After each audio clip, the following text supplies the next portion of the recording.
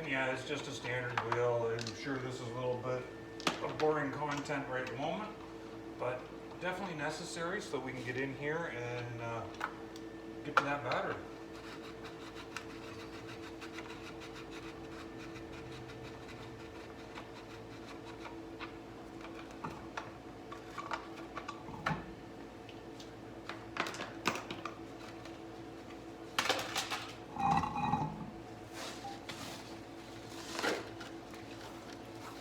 As you can tell, the car doesn't get driven very much.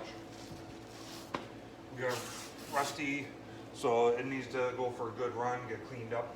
I'll show you the other side of the car here, so you can see him behind the fairing, under the wheel anyways, where we got to pull all this plastic off.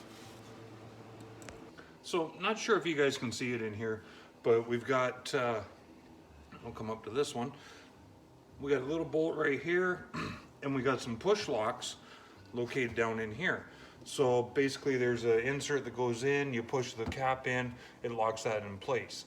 So what we'll do, we'll take these bolts out. There's two of them on this side. Up top there's one, two, the push locks. There's another one on the side of the firewall in here, and another one down here. And this, oh, sorry, another one in behind the brake here. And this panel should come out and expose the battery for us.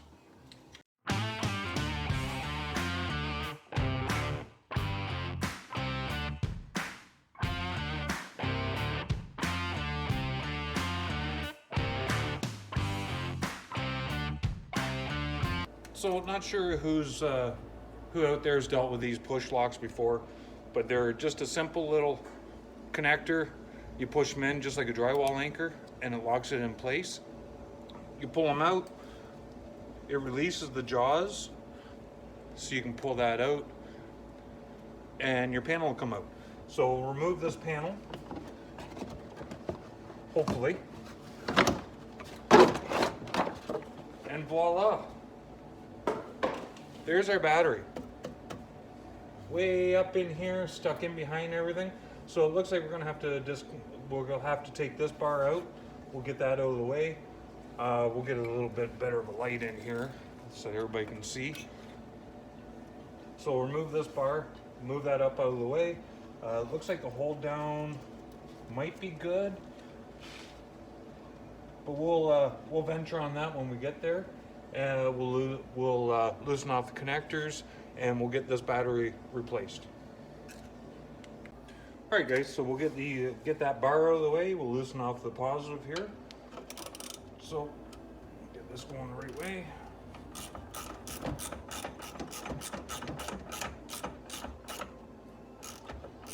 I hit this with some penetrating oil, so hopefully we can get these all loosened out. And obviously we got to take this bar out so we can remove the battery.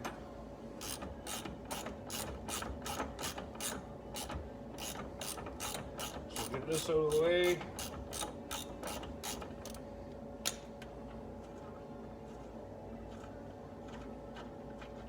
I honestly haven't had a battery this bad to remove and replace.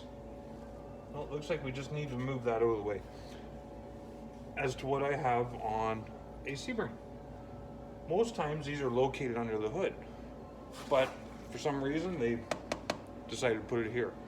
So contrary to what I believe should be done, is a negative first, then the positive.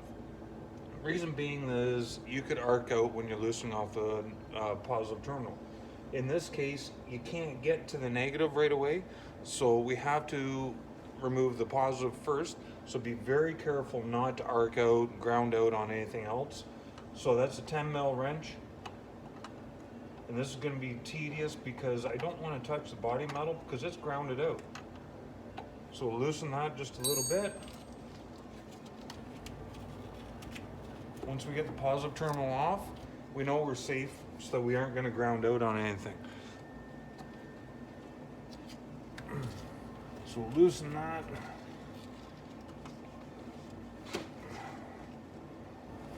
Oh, that needs a little more. And if we have to, we can put a screwdriver in there, spread the terminal out a little bit.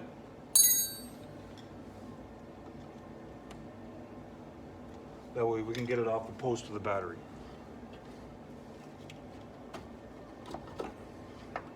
Okay, so we got that out of the road. We'll just set that to the side. So there's a nut back in here that holds this retainer on. So once we loosen off that bolt, this battery should come out of here with ease, I hope.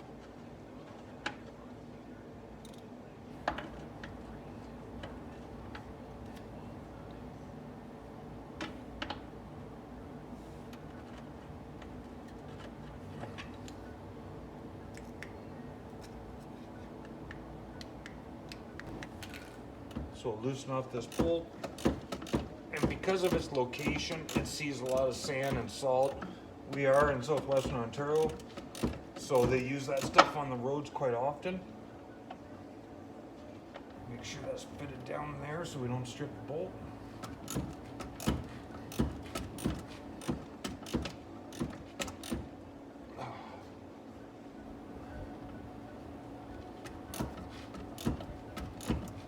So really, like, the bolt's down in the bottom here. So we're cleaning off the rust as we go through the fitting on here to release this.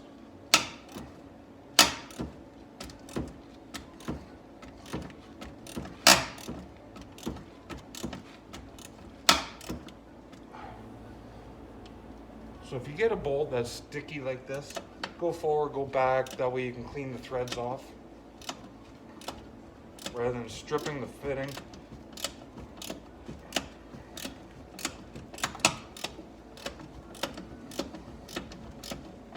So right now I'm tightening it back down so we can clean the threads.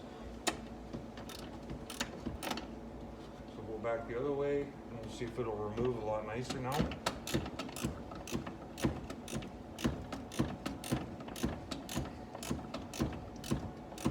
So far so good.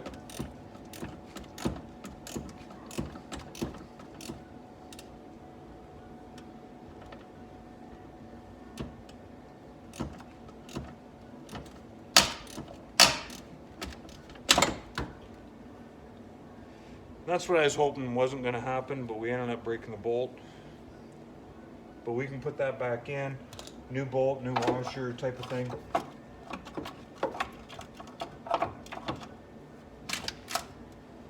So we'll see what this is like. I have to assess this just a little bit further and see how we get that hold down out. So here we go, guys. We got this pulled out of here. So now I need to disconnect the negative terminal. So that seems to be a little bit of a spot to get to. We'll grab our 10 mil again. And it's very rusted up. Oh.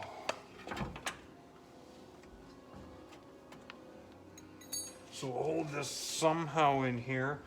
Bear with me while I try and find some type of support to keep that battery so I can loosen that negative terminal. So I found a support, I got a box, I got another toolbox sitting here, pulled the battery. So now it's sitting here kind of precariously, but it's in a spot that we need. So I discovered that the positive terminal is a 10 mil bolt. The negative, for some reason, is a 3/8 of an inch wrench. So we'll take this, loosen this off, and surprisingly, it's not corroded as bad as what I thought it was going to be. And there we go. Negative terminal is off. So now what we got to do is put the new battery in there, connect up the negative terminal, connect up the positive, throw it back in, fasten it down, and we should be good to go. So here we go, guys. This is all empty, no battery in here. So we'll grab the new one. I think we got enough of a charge on it. If not, we can throw a charge on it afterwards. We already know where the charging posts are under the hood. So we'll put this back in place. Grab our 3/8 wrench. We'll tighten up our negative again. And I really don't like that they put the negative that deep in there, because it should be disconnected first. Make sure that post is all the way down.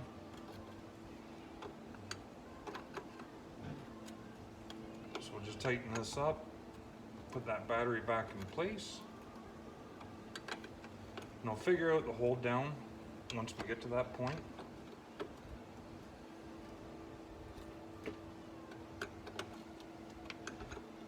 And if anybody else noticed, I was loosening that bolt.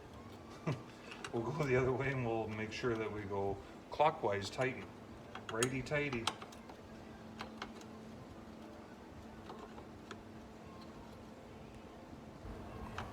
So that's tightened down. We'll throw that battery back up in place.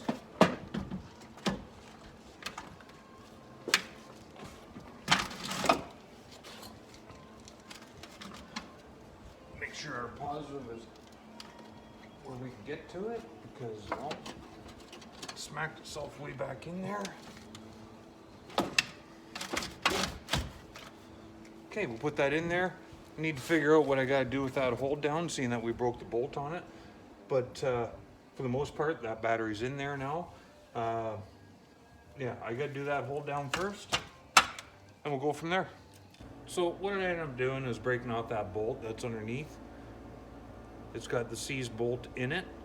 So we broke that off, and all I'm gonna do is put a 5/16 with some body washers on here, and that will be our retainer. I'll show you a bit closer here once we get to it. I'll get that started, we'll get that held down, and then we'll connect up the positive terminal. So now that we got that bolted down, I ended up using a 3/8 bolt, a little bit longer, it's what I had on hand. So we'll connect up the positive terminal, put our bar back into place, put a little bit of a charge to it, and make sure that this thing starts up before we put the rest of this back in. So guys, we got the battery changed. We got a charge on this. Unfortunately, it's not cranking over still. I think it's going to be something with the tipping that we got to do here. But at very least, you know how to change a battery in a 2010 Sebring. That little hidden gem under the fender. So I'll go ahead, we'll put a charge on this. I think I'm going to do a soft reset on this. I'll show you how I do that in another video. But for now, thanks for watching. Sorry we didn't have the results that we needed. I'm really leaning towards it being the tip-in because of the fact that the passenger light isn't lighting up. The signal light is not working on the passenger side. Driver's side's fine. I ran into this a little while ago and found it was a ground, so we ran separate grounds to the lights. Worked for a little bit, but now it's not working at all. The car's not cranking, so I'm thinking it's going to be this tip-in that we got to change out. So I'll keep you updated. For now, thanks for watching.